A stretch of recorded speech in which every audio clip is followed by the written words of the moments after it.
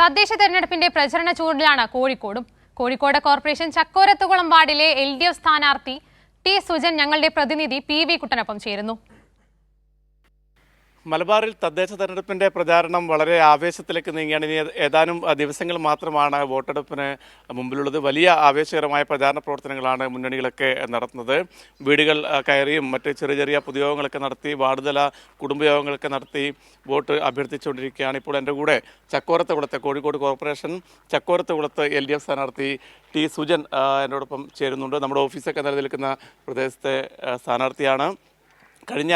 നേരത്തെയും ഇവിടെ കോഴിക്കോട് കൗൺസിലറായിരുന്നു, കോഴിക്കോട് യൂണിവേഴ്സിറ്റിയുടെ സിൻഡിക്കേറ്റ് മെമ്പറായിരുന്നു, SFIയുടെ തീപ്പൊരി നേതാവായിരുന്നു. അദ്ദേഹത്തെയാണ് ഈ വാർഡ് പിടിച്ചെടുക്കുന്നതിന് വേണ്ടി ഇപ്പോൾ LDF നിയോഗിച്ചിരിക്കുന്നത്. ഇപ്പോൾ ഈ പരിസരത്തെ വീടുകളിലൊക്കെ വോട്ട് അഭ്യർത്ഥിച്ചുകൊണ്ട് കയറി ഇനിയൊരു കുറച്ചു നേരം ഇടവേളയിലേക്കൊക്കെ പോവുകയാണ്.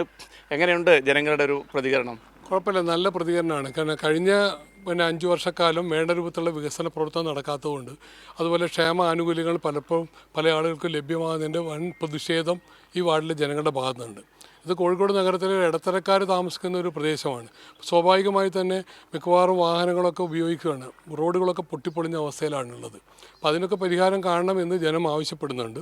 ജനത്തിനോട് എനിക്ക് കൊടുക്കാനുള്ള ഒരു ഉറപ്പ് എന്ന് പറഞ്ഞു കഴിഞ്ഞാൽ, ഈ വാർഡിലെ ക്ഷേമ പ്രവർത്തനങ്ങൾക്ക് അതുപോലെ വികസന പ്രവർത്തനങ്ങൾക്ക് ജനങ്ങളോടൊപ്പം 24 മണിക്കൂർ എന്ന് പറഞ്ഞോളം മുഴുവൻ സമയം ഞാൻ ഉണ്ടാവും. അതോടൊപ്പം തന്നെ ഈ വാർഡിൻ്റെ പ്രവർത്തനത്തോട് ഊന്നിക്കൊണ്ട് കോഴിക്കോട് നഗരത്തിൻ്റെ വികസനത്തിന് കോഴിക്കോട് കോർപ്പറേഷൻ കൗൺസിൽ എന്ന നിലയ്ക്ക് കഴിഞ്ഞകാല അനുഭവങ്ങളുടെ അടിസ്ഥാനത്തിൽ ആ ഒരു പ്രവർത്തനത്തിന് മുഴുവൻ സമയം ഉണ്ടാവും എന്നാണ് എനിക്ക് കൊടുക്കാനുള്ള ഉറപ്പ്. ഈ കോഴിക്കോട് കോർപ്പറേഷനകത്ത് കഴിഞ്ഞ ഈ 5 വർഷവും അതിന് മുമ്പൊക്കെ വലിയ വികസനം വരുമ്പോൾ ഈ വാർഡ് മാത്രം അങ്ങനെ ഒരു പിന്നോക്കം പോകുന്നതിന് കാരണം എന്താണ്?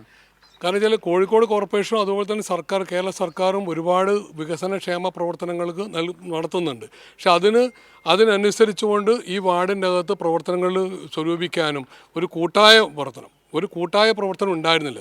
ഒരു രാഷ്ട്രീയപരമായി വേർതിരിവോട് കൂടിയിട്ടാണ് കഴിഞ്ഞ കൗൺസിലർമാർ പ്രവർത്തിക്കാൻ വേണ്ടി തയ്യാറായത്.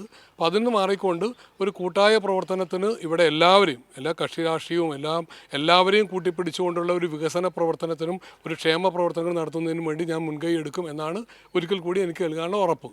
വോട്ട് അഭ്യർത്ഥിച്ച് പോകുമ്പോൾ ജനങ്ങളുടെയൊക്കെ ഒരു പ്രതികരണം എങ്ങനെയാണ്? പൊതുവിൽ ജനങ്ങളുടെ പ്രതികരണം നല്ല പ്രതികരണമാണ്. ഒരു മാറ്റം ഉണ്ടാവുമെന്ന് മാത്രമല്ല, നല്ല രൂപത്തിലേക്കുള്ള മാറ്റം ഉണ്ടാവണം എന്നാണ്.